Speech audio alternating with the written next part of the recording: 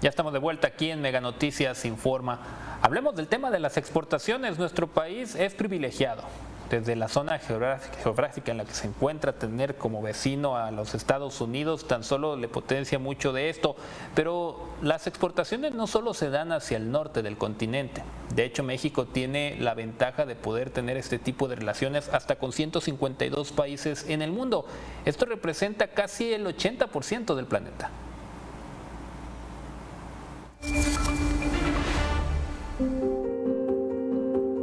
Pensar en México nos remite a tequila o aguacate, pero hace tiempo que México dejó de ser un país agropecuario y su industrialización y los tratados y acuerdos comerciales que ha firmado lo han convertido en un importante exportador. A raíz de la firma del Tratado de Libre Comercio, el país se volvió de ser un exportador neto de commodities, sobre todo de petróleo, a ser un país industrial mucho más diversificado en los últimos años. Ya exportamos muchos más productos. La lista de lo que México vende al exterior se ubica arriba de los 3,000 productos, los cuales son comercializados en 152 de los 195 países que hay en el mundo. Es decir, casi le vendemos al 80% del planeta gracias a la posición estratégica del país, la demografía, las inversiones y la tecnología, así como a nuestros recursos energéticos. Hoy día estamos exportando y eso es porque de cada lugar pues podemos acceder y competir de una manera conveniente con los que se encuentran pues, en otros lugares.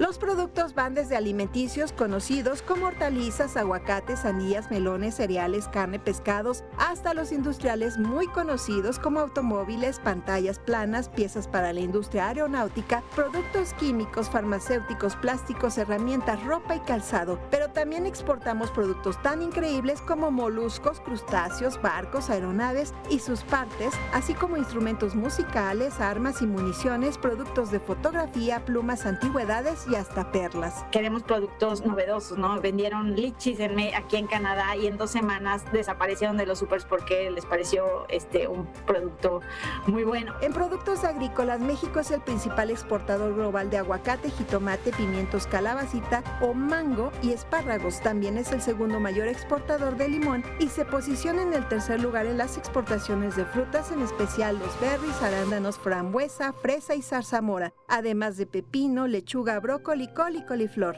El principal destino de estos productos agrícolas se concentra en Estados Unidos, seguido de Japón, Canadá y China. Leticia Alcántara, Mega Noticias.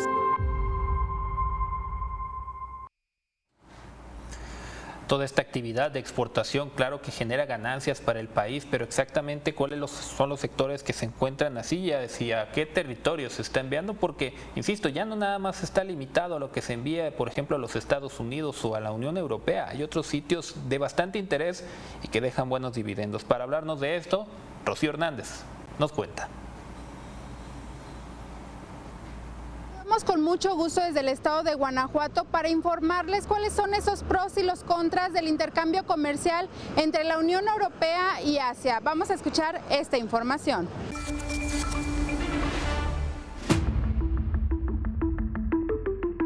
Exportar a otros mercados diferentes a Estados Unidos es una de las estrategias para hacer crecer la economía de México. Siempre se han buscado esos mercados, pero hay que entender también que la regionalidad, cualquier país que estuviera al lado de Estados Unidos estaría atacando a Estados Unidos. Para el caso de Asia, México cuenta con el Tratado de Libre Comercio México-Japón y el Tratado Integral y Progresista de la Asociación Transpacífico que incluye a Japón, Malasia, Singapur y Vietnam.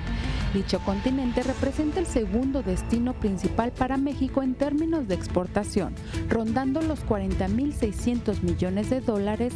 China es el tercer destino de las exportaciones mexicanas, solo superado por Estados Unidos y Canadá. En el caso de Europa, el intercambio comercial ha sido desigual debido a que aún está pendiente de ratificar el Tratado de Libre Comercio entre la Unión Europea y México, el TLC. Por ejemplo, por productos lecheros, aquí México está cobrando 50% de arancel, ahora que tienes 3% con Estados Unidos. Es por esto que la idea es que se baja todos estos aranceles a cero. En los primeros 8 meses del año 2022, el intercambio comercial ascendió a $38.910 millones y 4% de las exportaciones de México van a la región, mientras que un 10% de las importaciones provienen de ella. Los principales productos de exportación con la Unión Europea en un 66% fueron las manufacturas entre vehículos de transporte, automóviles, maquinaria, electrodomésticos, y la importación, la maquinaria entre motores, turbinas, vehículos y autopartes. Recientemente, el mamey de Yucatán será otro de los productos que se mandará a los hogares de Europa. Analistas consideran que el conflicto entre Rusia y Ucrania permitirán abrir nuevas puertas comerciales en el viejo continente. Tenemos ahora que capacitar, ser más profesionales, tener esas habilidades como empresarios. Miguel Ramírez en cámara, Rocío Hernández, Mega Noticias. Bueno, pues aquí está el análisis que hacen cada uno de estos personajes y que estos acuerdos comerciales lleguen y sean parejos para todos los países. Regresamos con ustedes, Alex. Muchas gracias, Rocío. Después de darnos esta amplia información, también pros y contras, como lo señala, también hay tantos escenarios en los que podemos pensar, ahí se debe de apostar. Pero sigamos hablando de las exportaciones, el panorama actual y principalmente cuáles son estas áreas de oportunidades que deben de existir, además de lo que pueda ser como eventos coyunturales en otras partes del mundo. Y para esto sumemos a Arturo Huerta, economista, que nos acompaña esta mañana aquí en Mega Noticias Informa. Muchas gracias, Arturo. Iniciar con esto actualmente, en este 2023 y ya alcanzando lo que es la mitad del año, ¿cómo se encuentra el tema de exportaciones para nuestro país? ¿Sí se está aprovechando, como ya lo señalaba yo algunos minutos atrás, tanto la posición como la buena relación que existe con otros mercados del mundo? Buenos días, Francisco. Mira, la cuestión es de que hay un contexto de desaceleración de la economía mundial, acompañado justo por una desaceleración del comercio mundial. El comercio mundial trae una caída de 2.8% en el primer trimestre de este año en relación al primer trimestre del año anterior, del 2022. Y si vemos los resultados del comportamiento del mes de abril, que son los datos más recientes, las exportaciones de México traen una caída, o sea, abril del 23 con respecto a abril del 2022, una caída de 2.9% de las exportaciones. Entonces, vemos que el crecimiento de exportaciones depende del comportamiento de Estados Unidos, del resto del mundo. El 78% de lo que México exporta va a Estados Unidos. Y su segundo socio comercial en torno a exportaciones es Canadá, donde solamente se exporta el 2.6% del total. Y después sigue China, donde se exporta el 1.8% del total de lo que México exporta. En cambio, las importaciones, fíjate, hay un dato muy interesante. Antes las importaciones, el 70% venía de Estados Unidos, y ante el ingreso de China a la Organización Mundial del Comercio, China ha venido desplazando o disminuyendo la participación de Estados Unidos en el comercio en torno a lo que México importa.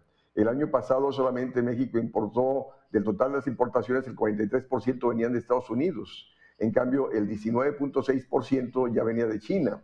Y después sigue Corea del Sur, con el 3.7%.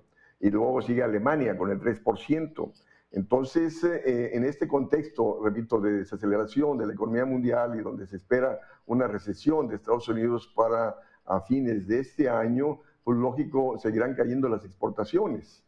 Y el problema es que México pues, no tiene motor de crecimiento, ni crecimiento hacia afuera por la desaceleración de las exportaciones, ni crecimiento hacia adentro por la política de austeridad fiscal, recortes presupuestales y alta tasa de interés y este peso fuerte. Porque fíjate, este peso fuerte disminuye la competitividad de la producción nacional y también disminuye el ingreso de los exportadores, sobre todo los exportadores nacionales. A fines del año pasado, el tipo de cambio estaba en 19.35 y hoy en la mañana cerró en 17.14. Entonces, esos dólares que reciben los exportadores significan menos pesos. Entonces, muchos exportadores están teniendo problemas para cubrir su planta de trabajo. Y en consecuencia, no hay una política industrial que esté apoyando a los exportadores para sortear esta situación. Hablamos sobre todo de la amplitud que hay de productos que se pueden enviar hacia el exterior por parte de nuestro país, pero entonces todo está sujeto, claro, a un mercado internacional que está sufriendo, como ya lo señala usted, por tantos factores, pero también tiene mucho que ver con las relaciones internacionales que desarrolla nuestro gobierno. Es decir, una persona que quiere exportar su producto no puede buscar exactamente por su cuenta llegar a países que quizás no están en el radar, tiene que estar sobre todo con los temas de tratados que existan. Mira, de hecho, bueno, México tiene 14 tratados de libre comercio con más de 50 países. Y el gobierno mexicano, a través del Banco de Comercio Exterior, o sea, tiene oficinas en todos estos países que ayudan a los exportadores a ubicar sus productos en el comercio internacional. El problema es, repito, la desaceleración que se está dando en muchas economías. También mismo China está creciendo menos de lo que venía creciendo anteriormente. Aunado al hecho de que también muchos países, Francisco, están instrumentando políticas proteccionistas, el mismo Estados Unidos, y por lo tanto pasa a dificultar el crecimiento de nuestras exportaciones a tales países. A raíz del problema de la pandemia, a raíz del problema del conflicto Rusia-Ucrania, muchos países están buscando el autoabasto o abastecimiento más cercano, el llamado nearshoring, ¿no? Entonces, aquellos que están buscando el autoabasto, pues lógico, pasan a importar menos, y de ahí que la desaceleración del comercio internacional. Entonces, esto de que el comercio internacional había sido el motor del crecimiento está dejando de serlo, justo por la desaceleración económica mundial, como por las políticas proteccionistas que muchos países están instrumentando. Entonces, México debe de impulsar el mercado interno, y para eso necesitaría incrementar el gasto público, distribuir el ingreso para mejorar el poder adquisitivo de la gran mayoría de la población, para dinamizar el mercado interno, situación que no está aconteciendo, Francisco. Y eso nos ayuda a entender más el contexto de cuando vienen los comentarios en relación justamente a eso que usted señala, el fortalecer hacia el interior del mercado.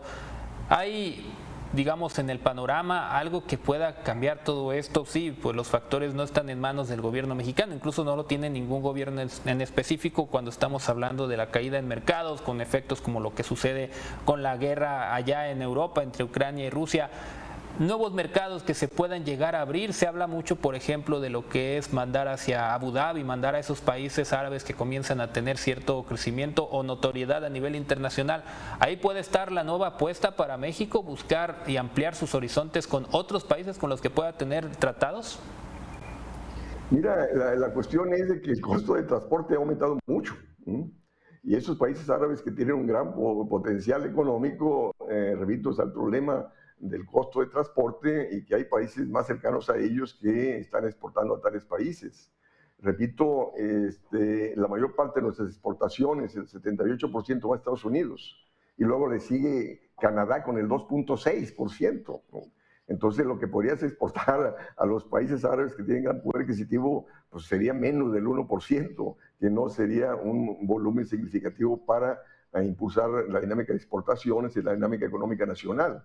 En cambio, México, desde mi perspectiva, debería de avanzar en torno a crecer en torno al mercado interno y a sustituir importaciones, es decir, producir internamente los productos que estamos importando. El propio Estados Unidos estableció el año pasado una política industrial con fuertes recursos, justo para avanzar en la producción interna de los semiconductores y disminuir su dependencia frente a China. Y de hecho lo está logrando. Antes Estados Unidos importaba de China el 17% en el 2017, y actualmente solo importa el 13% del total de sus importaciones.